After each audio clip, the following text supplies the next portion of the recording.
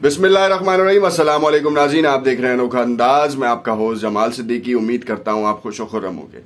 नाज़रीन कराम, रातों रात कुछ बड़ी खबरें हैं जिनके बारे में आपको बताना ज़रूरी समझा जाएगा। ये न्यूजीलैंड से मुतालिक नहीं है, ना इंडिया से मुतालिक है।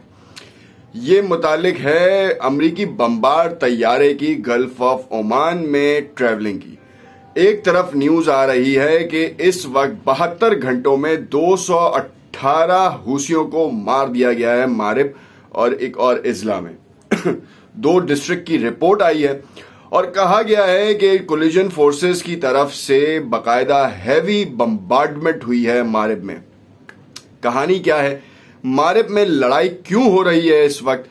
पिछले एक हफ्ते में पूरे 2000 के करीब हूसियों को मारने का दावा करने वाली कोलिजन फोर्सेस जो हैं वो अब तक क्यों कामयाबी नसीब नहीं हो पा रही, उनको कामयाबी हासिल क्यों नहीं कर पा रही और हूसी क्यों नहीं कामयाबी हासिल कर पा रहे, दोनों जानिब देखेंगे और इसके ऊपर बात करेंगे। और जो बम्बार्डमेंट हुई है, क्या इसमें अमरीकी B-1B बॉम्बर प्लेन का कोई हाथ है या फिर सिर्फ और सिर्फ ये डराने और धमकाने के लिए गल्फ ऑफ ओमान में जो है ट्रैवल कर रहा है, फ्लाई कर रहा है, ताकि जो मुश्किलात हैं या जो पायरेट्स का जो खदशा है या फिर ईरान के ऊपर कोई शदीद काम करने जा रहा है।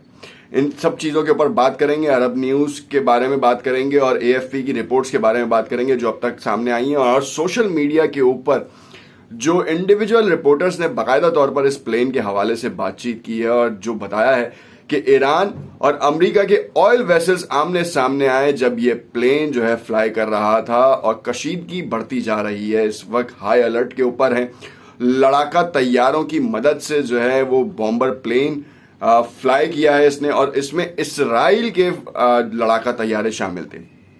तीसरी जानिब ये भी देखेंगे कि तुर्की को जो F-16 और F-35 की जो रैप्टर की डील थी, जिसके बारे में कहा जा रहा था कि ये डील खत्म हो चुकी है, एक बार फिर बाज़गश्त सुनाई दी है। इसके हवाले से भी अपने इस वीलॉग में तफसील से डिस्कस करेंगे कहानी किस तरफ है। नए आने वाले नाज़रीन से इल्तमास करते हैं कि अगर उन्होंने चैनल सब्सक्राइब नहीं किया तो इसे ज़रूर सब्सक्राइब कर लें। नाज़रीन कराम, मारिब की बात करें, यमन में इस वक्त हूसियों के साथ कायम मुकाम हुकूमत जो है वो लड़ रही है। कोलिजन फोर्सेस की मदद उसको है और बैकडोर चैनल से अमेरिका की भी मदद उसको हासिल है।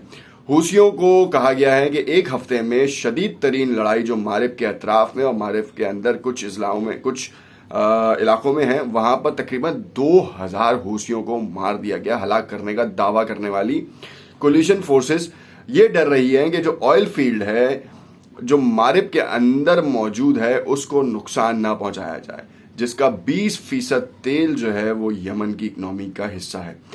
अब दूसरी जानिब यमन की इस वक्त की कायम मुकाम हुकूमत को ये डर भी है कि मारिब में बनने वाला जो डैम है जिसको UAE ने फाइनेंस किया है वो तबाह ना कर दिया जाए। अगर वो तबाह कर दिया जाता है तो इस वक्त बहुत बड़ी संगीन सूरत हाल हो सकती है। मारिब के अंदर भूख और अफलास का बहुत बड़ा और कहत साली का एक बहुत बड़ा एरा आ रहा है। पिछले हमने देखा कि सितंबर से इस लड़ाई में शिद्दत आई और पिछले हफ्ते से तो इस लड़ाई में इंतहाई शिद्दत आई। खंडर बना दिया है मारिब को। मारिब के ऊपर जो हूसी हैं वो इक्तदार पे कब्जा करना चाहते हैं। शहर को उन्होंने कॉन्कर किया, मगर यमन की जो कोलिजन फोर्सेस हैं उन्होंने दोबारा उसको टेक ओवर किया, वरना तो इस पे हूसियों का कब्जा हो चुका था। अब सिनेरियो ये है कि बाज़गश्त ये सुनाई दी जा रही थी कि सऊदीया बीच में पड़ा, उसने बाकायदा तौर पर मुज़ाकरात की बात की। फिर हमने ये भी सुना कि अमेरिका ने भी मुज़ाकरात की बात की, मगर कुछ लोग ये कहते नजर आ रहे हैं कि मारिब में टारगेटेड बम्बार्डमेंट जो है वो US के बॉम्बर प्लेन ने की है, मगर इसकी तस्दीक इसलिए नहीं हो पाई है कि इस वक्त तक की जो फुटेजेस आ रही हैं सामने वो कोलिजन फोर्सेस के जो लड़ाका तैयारे हैं उनकी है। US के बॉम्बर B-1B प्लेन की नहीं है, जिससे ये तो मालूम होता है कि अमेरिका ने कार्रवाई नहीं की यमन में कोलिजन फोर्सेस की तरफ से कार्रवाई है। उनके जो इस वक्त के कमांडर इन चीफ हैं उन्होंने बाकायदा तौर पर कहा है कि हूसियों को हमने पीछे धकेल दिया है और बहुत जल्द हूसियों को हम नीस्त नाबूद कर देंगे। कहा यह जा रहा है तकरीबन 8000 के करीब हूसी मलेशिया जो है वो हुकूमत के खिलाफ बरसर पैकार है और हुकूमती फोर्सेस जो हैं वो उनको बाकायदा तौर पर घेरे में ले चुकी हैं। हफ्ते को होने वाले धमाके में 12 अफराद गए, जिसमें 3 भाई भी थे, एक भाई की टांगे भी काटनी पड़ी और ये बच्चे थे, तीनों बच्चे भी इसमें शामिल थे। खैर, इस वक्त ये भी बताते चलें कि इस वक्त जो कहानी है वो बहुत ही मुख्तलिफ सिमत में जा रही है। यूएस ये बिल्कुल भी नहीं चाह रहा कि ईरान के साथ जो है मामलात ख़राब हों, मगर जब ये बॉम्बर प्लेन की गल्फ ऑफ ओमान में इसराइली तैयारों के साथ नकलो हरकत के ऊपर ईरान को तशवीश है। जो वियना टॉक्स जो रिज्यूम करने की बातें हो रही थी, न्यूक्लियर डील में वापसी की बातें हो रही थी, वो मादूम होती दिखाई दे रही हैं और इसराइल जो अपने मकसद में कामयाब होता हुआ यहाँ पर दिखाई दे रहा है। और ये बहुत ही अचंभे की बात है कि एक तरफ अमेरिका जो है दोस्ती का हाथ बढ़ा रहा है, तो दूसरी तरफ जो है वो अपनी दहशत से लोगों को डरा भी रहा है। G20 के इजलास में बाकायदा तौर पर तैयब उर्दुगान की तरफ से F-16 और F-35 रैप्टर की डील के बारे में कहा और उन्होंने ये इस बात का अंदिया दिया कि हमारे और अमेरिका के ताल्लुकात बहाल हो रहे हैं।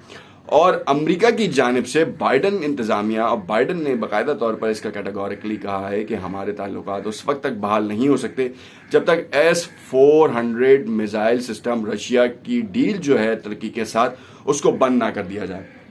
बड़ी अहम सूरत हाल है इस वक्त, मगर बात सोचने की यह है कि एक तरफ मारिब के ऊपर अमेरिका बम्बार्डमेंट के लिए तैयारी लेकर आता है, तो दूसरी तरफ जो है वो ईरान के वेसल्स के सामने जो है वो अपने प्लेन्स लेकर आता है। फिर मारिब में सना जो यमन का मारिब शहर है उसके ऊपर बम्बार्डमेंट होती है कोलिजन फोर्सेस की, जिसको हिमायत हासिल है यूएस की। तो खित्ते में अमेरिका 3 रुख पे काम कर रहा है। लोगों की समझ में ये बात नहीं आ पा रही कि आखिर अमेरिका दोस्त है या दुश्मन है। एक तरफ एक इस्लामी मुल्क के साथ वो दोस्ती निभा रहा है, तो दूसरे वक्त में उसी वक्त में दूसरे इस्लामी मुल्क के साथ दुश्मनी निभा रहा है, और तीसरे में वो एक उन इस्लामी ममालिक के दुश्मन के साथ अपनी दोस्ती निभा रहा है। तो यानी कि दोगली सियासत का जो अमली नमूना है वो अमेरिका पेश कर रहा है।